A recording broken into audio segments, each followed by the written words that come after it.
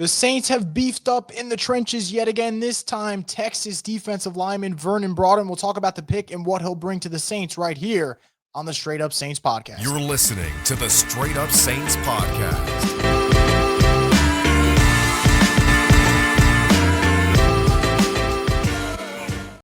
What is up, Who Dat Nation? Welcome inside another edition of the Straight Up Saints podcast. I'm your host, Chris Rosvoglu, and we finally have the first third-round pick for the Saints. It's Vernon Broughton from Texas defensive lineman.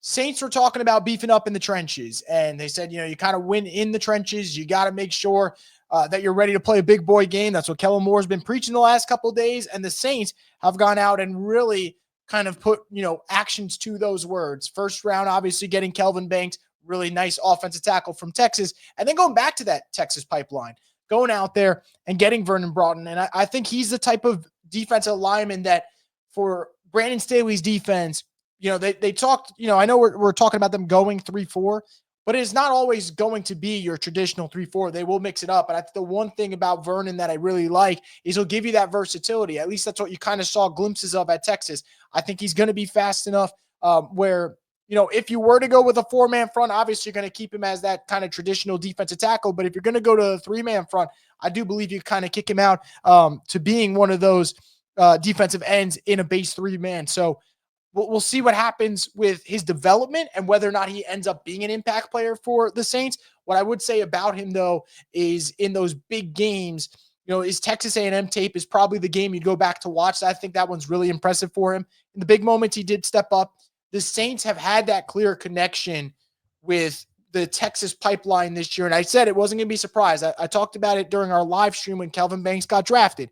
The Saints hired Terry Joseph to be their defensive back. Well, he was the defensive back coach for the Longhorns. I believe now he's the defensive pass game coordinator for the Saints. When you make those type of coaching hires, you always got to start linking players from that program and see if they fit the bill. And the Saints needed to get better inside the trenches. I remember when the Dennis Allen defenses were great, and obviously it's going to be much different with Staley running the show schematically and obviously personnel. The Saints were great at stuffing the run during the real heyday of the Dennis Allen defense, and that made teams one-dimensional offensively, and that allowed everything to build off it, right? So if you get a Vernon Broughton who comes in and does help out with the run, and, he really should be able to. He's a really good instinctual player. That should ease things for the defense, obviously. Saints still have, concerns at edge rusher, still have concerns at cornerback, safety. And I think at some point they'll try to address those in the draft, no doubt about it. But I think for this pick, it's one of those where it's a clear need. They were not kidding about beefing up in the trenches. I have no problem with them going with the Texas pipeline. And look, I think sometimes for a pick like this, Terry Joseph was not coaching his position group, right? But let's not kid ourselves. He's been around this player. He knows what he brings to the table. And you hope for New Orleans he can be a player that doesn't have to be the immediate impact guy, especially since the Saints went out there and got Godshaw, kept, Jesus Christ, I'm drawing a blank here. Kept Colin Saunders, kept Nathan Shepard. My mind is fried right now at this Friday night. Depth is there at defensive tackle. Do I love the depth? Absolutely not. I've talked about this before. So I would love if the ramp-up process for Vernon Broughton being a really good player is quicker than you'd be expected. But the Saints don't need to be an impact guy week one. As the season progresses, that'll change, obviously. But I like them addressing the trenches. This is a position of need. So for me, I'm happy with that. Obviously, at this point in the draft, things kind of shaped up differently where, maybe there could have been picks that I would have loved to see the Saints made had those guys were still available. But obviously that didn't come to fruition. And I think, late in the second round, Trey Amos from Ole Miss, guy that I liked for the Saints, gets taken.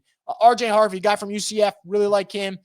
He gets taken by Denver. Go figure. Gets to go in Sean Payton's offense. So there was a lot of guys that came off the board. Andrew Makuba from Texas. Like, those are players that I could have seen maybe on the Saints' radar. Obviously, when you're picking in the third round, the board could shape up different in a blink's notice. And obviously, kind of happened here for the Saints. But again, Vernon Broughton, versatile defensive tackle for this team. Very interested to see how they do use him, whether they use him more on the edge or kind of as a traditional defensive tackle. But look, Saints had to beef up. I'm cool with it. Obviously, the attention's still going to be on the Tyler Shuck pick. There's no doubt about it. But I think New Orleans going to the Texas pipeline, I'm cool with it. Let's just hope the Longhorns can make the Saints pretty relevant again. But let me know your thoughts on the pick, guys. Did you like it? Did you dislike it? Where would you like to see the Saints go next? Obviously, they have another third-round pick they can use if they don't trade back, and they have a plethora of day 3 picks at their disposal. So Saints will be busy, and we'll be here to cover it at Boot Crew Media. So make sure to subscribe to the channel. And as always, stay tuned for more from the Straight Up Saints podcast, the destination for